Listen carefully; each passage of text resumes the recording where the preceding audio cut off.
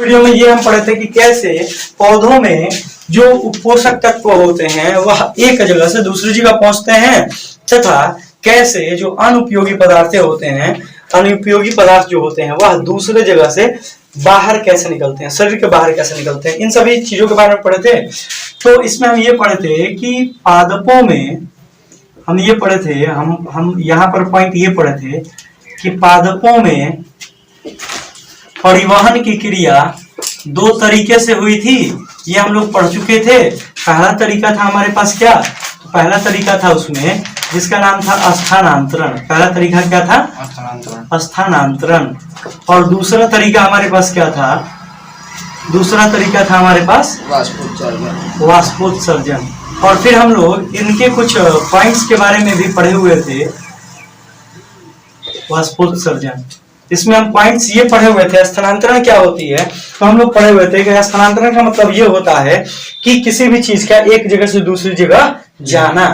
तो हम लोग ये पढ़े कि चूंकि हम पादपों के बारे में जिक्र कर रहे हैं, तो पादपों के बारे में जिक्र कर रहे हैं, तो पादपों में एक जगह से दूसरी जगह जाने के लिए वह या तो उपयोगी पदार्थ होगा या तो अनुपयोगी पदार्थ होगा। तो फिर हम देखें कि पादप जो भोजन बनाते हैं पत्तियों में, उन भोजन को पत्तियों से कहाँ पहुंचाना होता है? जड़ की ओर। वृक्ष के प्रत्येक सिरे के साथ साथ जड़ तक पहुंचाना होता है, ठीक है। और अगर हम बात करें कि जल को पौधे की जो जड़ें होती हैं वह अवशोषित करके क्या करती हैं? पत्तियों तक पहुंचाती हैं। तो अगर इन क्रियाओं में देखें तो इन क्रियाओं में क्या होता है कि पदार्थ का एक जगह से दूसरी जगह क्या हो रहा है? स्थानांतरण हो रहा है। तो पौधे में खाद्य पदार्थों का एक जगह से दूसरी जगह स्थानांतरण कहलाना, एक जगह से दूसरी जगह जाना, किसके रूप में जाना? तो जल में घुले हुए या फिर घुलित खनिजों के रूप में एक जगह से दूसरी जगह जाना खाद्य पदार्थों का स्थानांतरण कहलाता है। अब खाद्य पदार्थों का स्थानांतरण जो होता है वह दो तरीके से होता है। दो तरीके से नहीं होता है, क्योंकि स्थानांतरण से पहले याद रखेंगे कि उस स्थानांतरण में वहां पर क्या होता है कि दो सिरे होते हैं। एक सिरा होता है संभरण सिरा और एक होता है उपभोग सिरा, ठीक है। संभरण सिरा हम उसको कहते हैं जहां पर भोजन की अधिकता ज्यादा होती है, और उपभोग सिरा उसको कहते हैं जहां पर भोजन को ले जाना होता है। दोनों चीज को बता रहे हैं, यहाँ पर समझते हैं। स्थानांतरण हम पढ़ लिए थे। स्थानांतरण का मतलब ये होता है कि पदार्थ का एक जगह से दूसरी जगह जाना या गमन करना।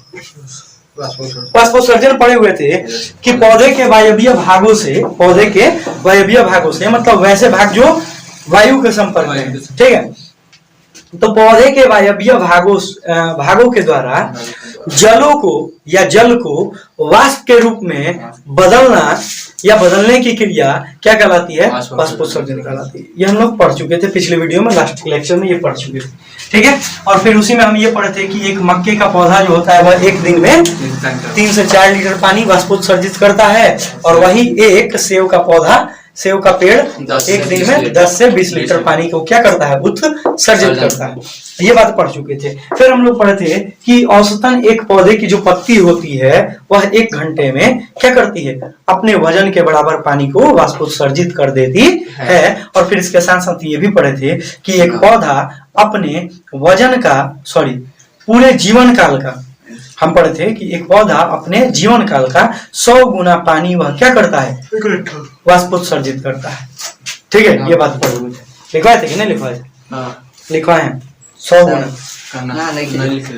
यहाँ पे लास्ट पॉइंट में लिखवाए थे, नहीं लिखवाए हैं? 90% हिस्सा। तो वो तो ठीक है कि पौधे जब जड़ से जल को अवशोषित करते हैं तो उस जल को अवशोषित करने के बाद जब वे भोजन बनाने के लिए उस जल को ले जाते हैं तो उसमें से 10% का केवल उपयोग करते हैं और 90% का क्या कर देते हैं? वाष्प के रूप में बाहर निकाल देते हैं, जिससे हमारे पूरे वातावरण का टेम्परेचर क्या हो रहता है? संतुलित, मेंटेन रहता है। वाष्प का निकलना जरूरी है, नहीं निकलेगा तो प्रॉब्लम होगा। अब देखिए, वाष्प के कण निकलेंगे तो सूर्य से आने वाली जो प्रकाश की किरणें हैं उन किरणों को क्या किया जाएगा?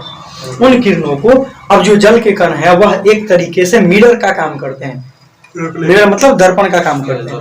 वो प्रकाश की किरण मिरर पर आया, मतलब जल के कण पर आए, और जल के कण उस प्रकाश को फिर से रिफ्लेक्ट कर दिया, जिसके कारण क्या होगा? पृथ्वी पर सूर्य के प्रकाश की मात्रा बहुत कम आएगी। तो पृथ्वी का टेम्परेचर कम रहेगा, मतलब संतुलित रहेगा। और अगर यही ज्यादा मात्रा में आ जाए तो पृथ्वी का तापमान बढ़ जाएगा, और तापमान ज्यादा बढ़ेगा तो उसको हम क्या कहते हैं? Global warming. ठीक है, ये बात ध्यान रखेंगे। वैश्विक तापन कहते हैं। तो चलिए समझते हैं खाद्य पदार्थों का स्थानांतरण। खाद्य पदार्थों का स्थानांतरण। तो देखेंगे यहाँ पर खाद्य पदार्थों के स्थानांतरण की बात करते हैं। तो खाद्य पदार्थों के स्थानांतरण में भाई यहाँ पर दो प्रकार के टर्म से आपको परिचित होना पड़ेगा। एक होगा आपको संभरण शिरा, और दूसरा होता है नहीं उपभोग शिरा। देखिए, इस दोनों शिरों के बारे में जानना जरूरी है। संभरण शिरा किसे कहेंगे? तो हम कहेंगे वैसा स्थान जहां पर खाद्य पदार्थों की मात्रा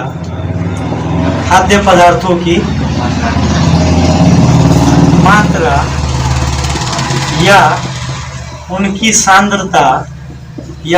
सांद्रता अत्यधिक होती है।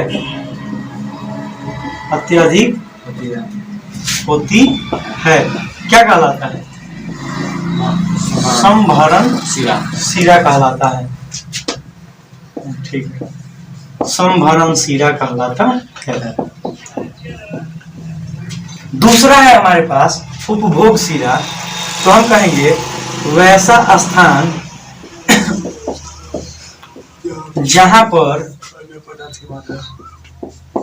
खाद्य पदार्थ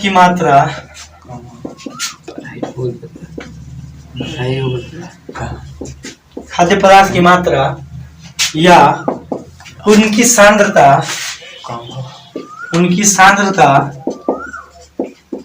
अत्यंत कम होती है। क्या कहलाता है? उपभोग शिरा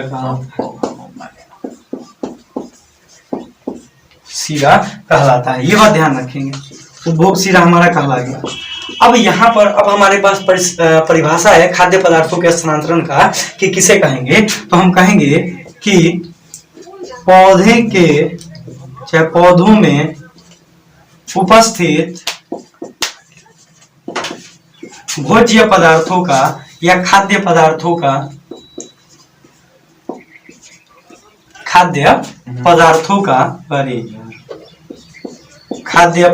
का ठीक है, पौधे में उपस्थित खाद्य पदार्थों का जलीय घोल के रूप में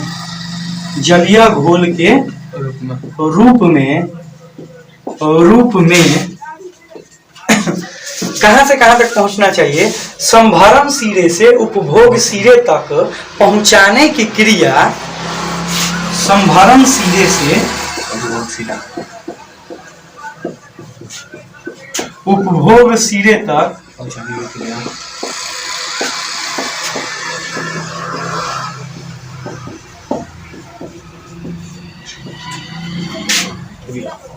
की क्रिया नहीं लिखे हैं, नहीं की क्रिया खाद्य पदार्थों का स्थानांतरण कहलाती है। तो खाद्य पदार्थों का स्थानांतरण कब होगा? खाद्य पदार्थों का स्थानांतरण जब किसी एक भाग में खाद्य पदार्थ ज्यादा होंगे और जब दूसरे भाग में खाद्य पदार्थ कम होंगे। यानी कि एक जगह खाद्य पदार्थ की सांद्रता ज्यादा होगी और एक जगह खाद्य पदार्थ की सांद्रता कम होगी। और हम पढ़े हैं कि विसरण की मदद से क्या होता है? उच्च सांद्रता वाले पदार्थ निम्न सांद्रता वाले पदार्थ की तरफ गमन करते हैं, विसरण कहलाता है। तो वही चीज यहाँ पर होगा, बट हम यहाँ पर उसे ऑस्मोटिक प्रेशर कहेंगे, परासरण दाब कहेंगे। ठीक है, याद रखेंगे। ये हमारा था, ये कुछ पॉइंट्स थे जो कि जानना जरूरी है। वाष्पोत्सर्जन के बारे में आप जानते हैं, यहाँ पर एक पॉइंट वो भी आप लिख लेंगे कि पादप जो होते हैं, पादप अपने जीवन काल का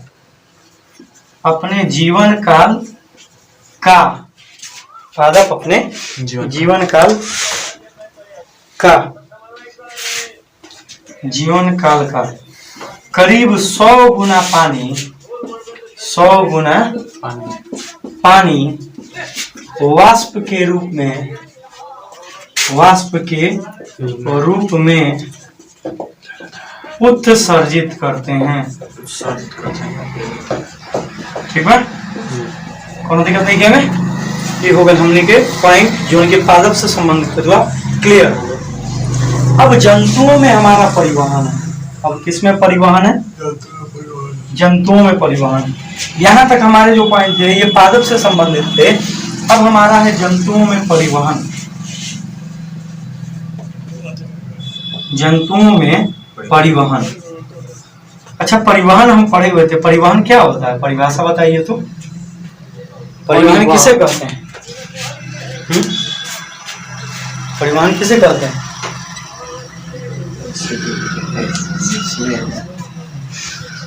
हम पहले नाम नहीं लिख रहे हैं, भुला गए। वैसी प्रक्रिया जिसमें उपयोगी पदार्थों को उनके मूल स्रोतों से कोशिकाओं तक तथा अनुपयोगी पदार्थों को कोशिकाओं से गंतव्य स्थान तक पहुंचाया जाता है, परिवहन कहलाता है। प्रक्रिया परिवहन चक्र। अच्छा, भुला गए। कोशिका के पास पहुंचाया जाता है जो खराब पदार्थ उपयोगी पदार्थ को स्रोत से पहुंचाना है कोशिका तक, और बेकार पदार्थ को कोशिका से पहुंचाना है गंतव्य स्थान तक, मतलब बाहर। वही प्रक्रिया हमारी परिवहन कहलाती है। अब जंतुओं में परिवहन की बात करें तो परिवहन जो होता है जंतुओं में, वह समझेंगे जंतुओं के शरीर में जो परिवहन होता है वह परिवहन क्यों होता है। तो हम एक बात अच्छी तरह से जानते हैं कि जंतुओं के शरीर में भी पोषक तत्वों की जरूरत होती है, और वह पोषक तत्व उनके शारीरिक क्रियाओं के संचालन में भाग लेते हैं या फिर उनके शारीरिक उपापचयी क्रियाओं को नियंत्रित करते हैं। कुल मिला के देखें तो बात यहाँ पर यह आती है कि सजीवों के शरीर में, जंतु जो होते हैं उनके शरीर में पोषण की क्रिया होना जरूरी है, उपापचयी क्रिया का होना जरूरी है। अब इन सभी क्रियाओं को करने के लिए उनके शरीर में क्या होना चाहिए? पोषक तत्वों को शरीर के सभी कोशिकाओं के पास पहुंचना चाहिए। अब पहुंचाने के लिए क्या होगा भाई? तो पहुंचाने के लिए उनके भी शरीर में क्या होना चाहिए? परिवहन तंत्र होना चाहिए। और परिवहन तंत्र में जो अंग भाग लेते हैं वह अंग कौन कौन से होते हैं? तो मनुष्यों में परिवहन तंत्र में जो भाग लेने वाले अंग हैं वह है हृदय। पहला क्या है? हृदय। दूसरा है रक्त, और तीसरा है कोशिका, लंग्स, रक्त वाहिनियां। ठीक है, ये तीन चीजें हैं। कौन कौन? पहला हार्ट, दूसरा है ब्लड, और तीसरा है ब्लड वेसल्स। ठीक है, तीन चीजें, हार्ट, ब्लड और ब्लड वेसल्स। हार्ट के बारे में हम लास्ट में पढ़ेंगे, रक्त के बारे में पहले पढ़ेंगे, और फिर रक्त वाहिनियों के बारे में भी लास्ट में पढ़ेंगे। जिसमें हमें रक्त वाहिनियों में पढ़ना है कि हमारे शरीर में धमनी और सीरा दो रक्त वाहिनियां हैं, और धमनी जो होती है वह हमारे शरीर के वैसे अंगों से जुड़ी हुई होती है जहां से प्योर ब्लड मूव करता है, और जहां पर पतले पतले नसें पाई जाती हैं उनको सीरा कहते हैं। हमारे हाथों में नसों में से अगर हम देखें तो नस जो होते हैं हमारे, यहाँ से डॉक्टर साहब क्यों खून लेते हैं? क्योंकि यहाँ से वो जो ब्लड लेते हैं ना, वह ब्लड प्योर ब्लड लेते हैं। ठीक है, ब्लड कहीं से भी लिया जा सकता है, लेकिन प्योर ब्लड लेना है जो कि हार्ट के कनेक्शन के पास होता है, क्योंकि हार्ट जो होता है उसको ब्लड को पंप करता है। तो वहां पर समझेंगे हम लोग। और जो हमारे हाथों में जो नसें दिखाई देती हैं, जो कि हम कह सकते हैं कि हरे रंग की दिखाई देती हैं, वो सारे सिराएं हैं। वो सारी के सारी क्या हैं? सिराएं हैं। और जो हमारे धमनियां होती हैं वह धमनियों से शुद्ध रक्त बहता है और सिराओं से अशुद्ध रक्त बहता है। तो उन्हीं धमनी और सिरा के बारे में पढ़ना है हमें ब्लड वेसल्स में। ठीक है, रक्त केशिकाओं में या फिर रक्त वाहिनियों के बारे में। ठीक है, हमें हार्ट के बारे में जानना है। उससे पहले हम जानते हैं कि जंतुओं में परिवहन किस प्रकार होता है। हम लिखेंगे जंतुओं में उपापचयी क्रियाओं के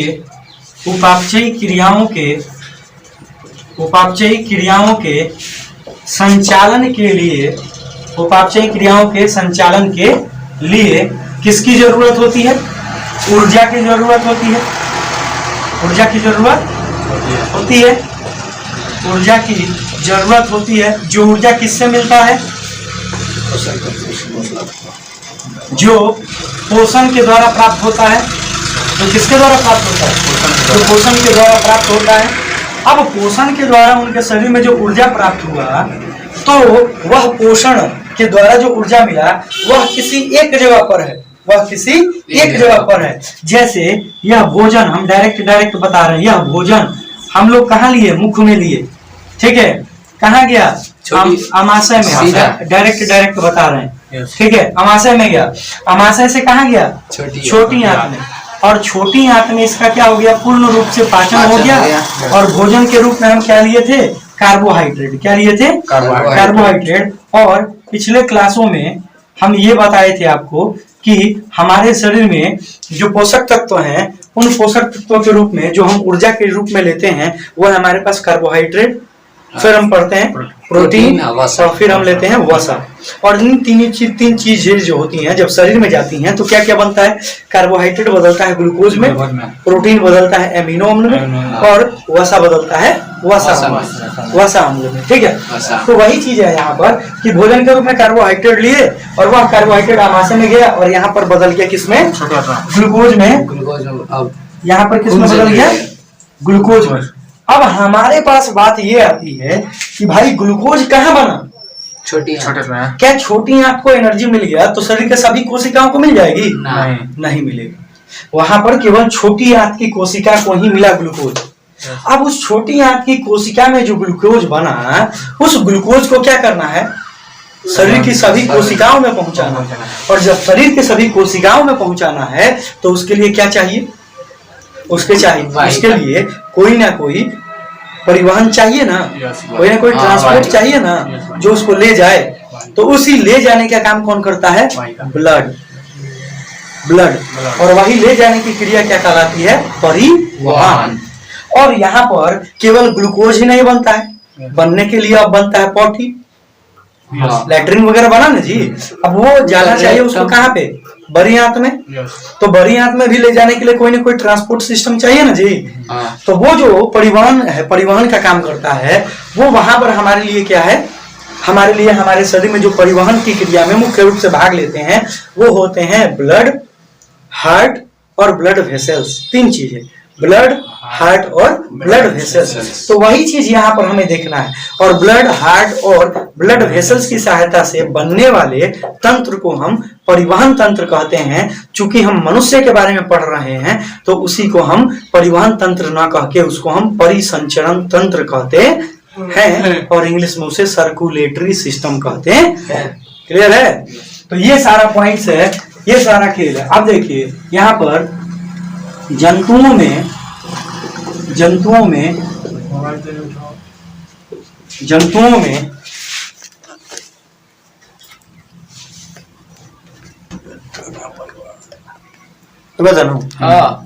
चलिए, तो जंतुओं में क्या होता है कि पचित भोजन से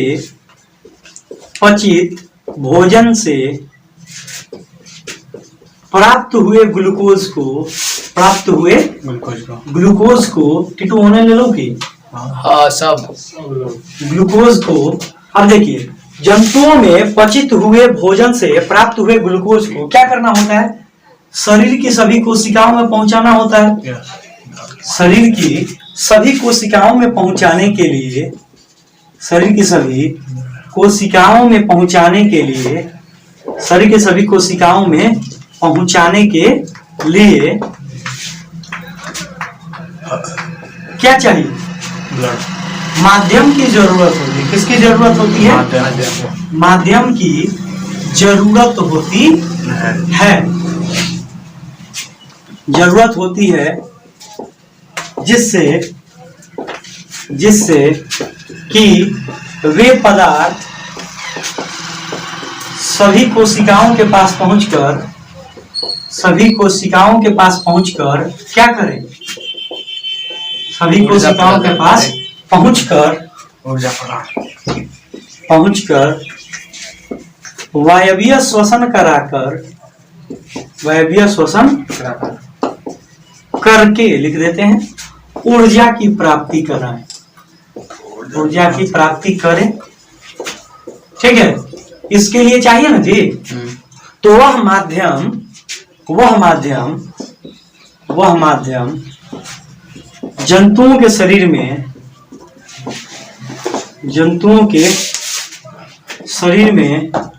वह माध्यम जो जंतुओं के शरीर में उपयोगी पदार्थों को तथा अनुपयोगी पदार्थों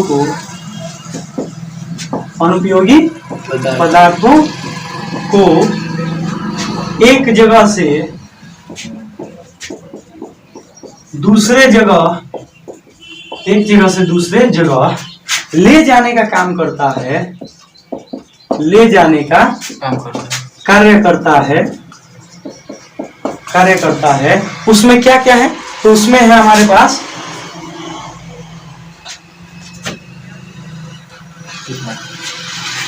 वे हृदय, रक्त तथा रक्त वाहिनियों के द्वारा संभव होता है। अर्थात जंतुओं के शरीर में परिवहन की क्रिया कौन करता है? शरीर में परिवहन के लिए कौन कौन सी चीज जिम्मेवार है? हृदय, रक्त और रक्त वाहिनियां जिम्मेवार होती है। ठीक है, ये तीन चीजें हैं, इसके बारे में जानना जरूरी है। और फिर कहेंगे कि परिसंचरण तंत्र कहते हैं, तो हम कहेंगे परिसंचरण की क्रिया में परिवहन तंत्र चाहे परिसंचरण तंत्र, हम इसकी परिभाषा क्या लिखेंगे? हम ये लिखेंगे कि परिवहन की क्रिया में भाग लेने वाले अंगों के समूह को परिवहन तंत्र या परिसंचरण तंत्र या सर्कुलेटरी सिस्टम कहते हैं। CULATORY सर्कुलेटरी सिस्टम कहते हैं। अब पॉइंट यहीं तक क्लियर नहीं है। अब यहाँ पर सर्कुलेटरी सिस्टम में मुख्य रूप से भाग लेता है हमारा रक्त, दूसरा हमारा हार्ट यानी कि हृदय, और तीसरा हमारा रक्त वाहिनियां। अब पॉइंट के लिए हम आगे बढ़ते हैं। अब देखो, अब हमारे पास है रक्त। क्या हमारे पास? रक्त जो होता है यह क्या होता है? यह गाढ़े लाल रंग का पदार्थ होता है, का तरल होता है। रक्त का अध्ययन क्या कहलाता है? रक्त का अध्ययन हीमेटोलॉजी कहलाता है।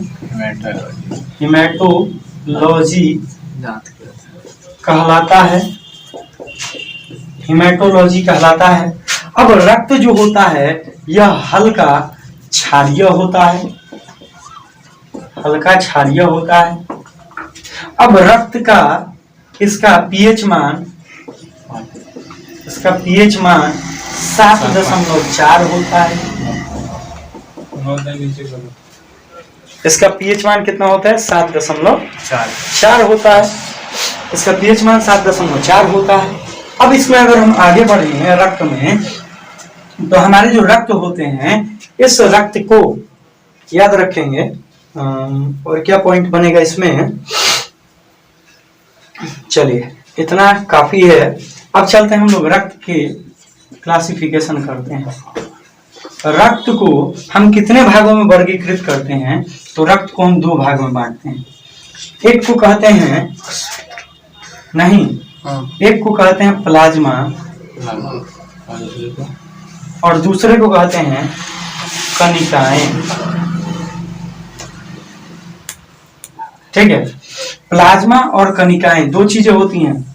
ठीक है, एक होता है प्लाज्मा और दूसरा होता है कॉर्पुसेल्स, इंग्लिश में कॉर्पुसेल्स बोलते हैं। प्लाज्मा जो होता है इसको हम बताएंगे, समझ लीजिए। प्लाज्मा जो होता है, यह प्लाज्मा हमारे शरीर में पूरे रक्त का 55% होता है। देखिए, रक्त तो हम लिख रहे थे, यहाँ पर यह भी लिख देना चाहिए था। मानव शरीर में रक्त कितना होता है? रक्त की मात्रा कितनी होती है? 5 से 6 लीटर। रक्त की मात्रा 5 से 6 लीटर पुरुषों में। किसमें? पुरुषों में। तथा स्त्रियों में कितनी होती है? 4 से 5 लीटर। 4 से 5 लीटर होती है। हाँ, ये था यहाँ पर मनुष्य में, पुरुषों में इतना हो गया। इसके अलावा और भी कुछ पॉइंट है, अभी ध्यान पे नहीं आ रहा है। और देखिए, 55% पूरे रक्त का 55% हिस्सा प्लाज्मा होता है और 45% में हमारा क्या होता है? कणिकाएं। रक्त कणिकाएं होती हैं, ब्लड कॉर्पुसेल्स होती हैं। ठीक है, क्या क्या होता है? रक्त में, ब्लड में प्लाज्मा होती है और रक्त कणिकाएं होती हैं, ब्लड कॉर्पुसेल्स होती हैं, जिसमें 55% प्लाज्मा होता है और 45% क्या होती है? रक्त कणिकाएं होती हैं। प्लाज्मा जो होता है, यह प्लाज्मा में भी 2 पार्ट होते हैं, एक होते हैं सॉलिड पार्ट और एक होते हैं लिक्विड पार्ट। ठीक है, अच्छा, इसमें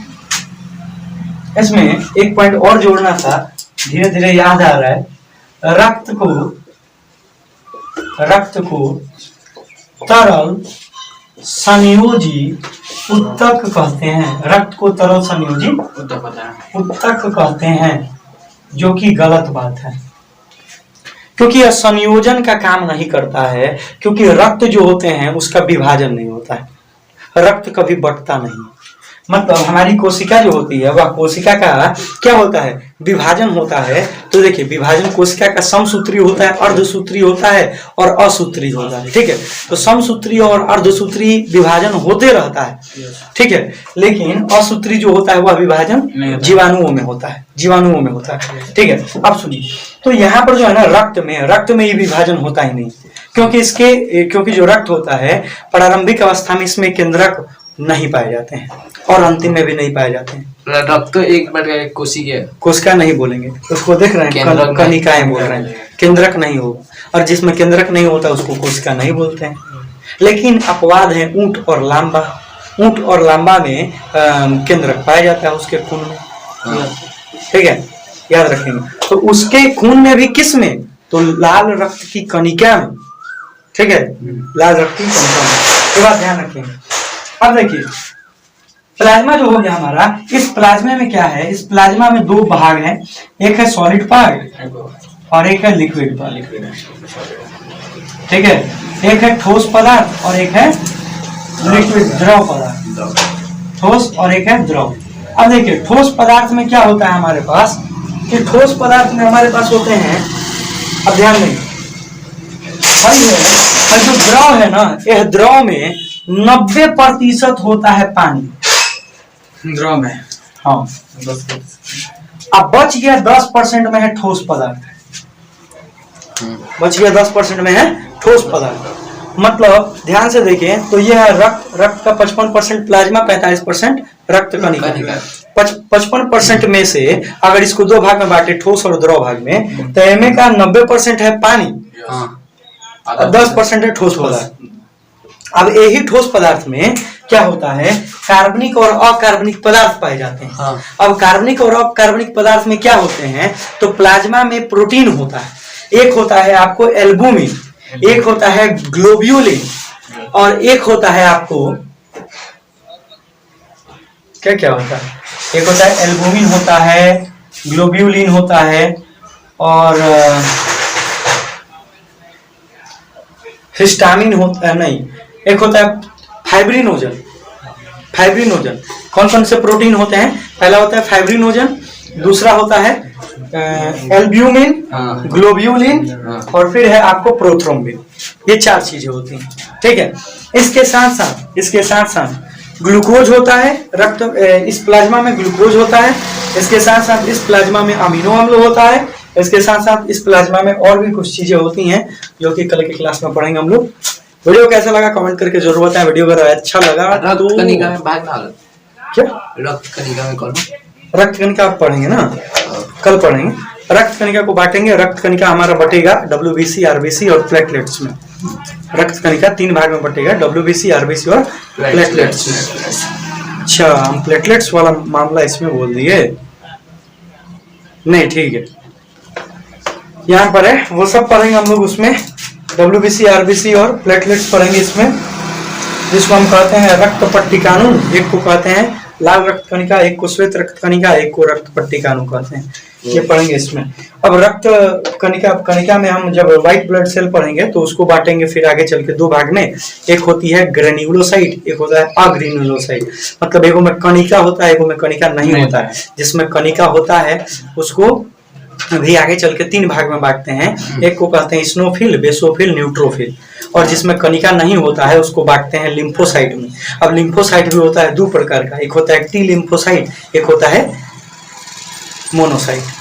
ठीक है, मोनोसाइट और लिम्फोसाइट 2 भाग में बांटते हैं। लिम्फोसाइट 2 में टी और पी 2 लिम्फोसाइट में होता है। वो सब बांटेंगे आगे चल के। वीडियो कैसा लगा कमेंट करके जरूर बताएं दोस्तों। अगर चैनल पर नए हैं तो चैनल को प्लीज सब्सक्राइब करें, वीडियो को शेयर करें ताकि सभी को इस वीडियो का लाभ मिल सके। Bye bye.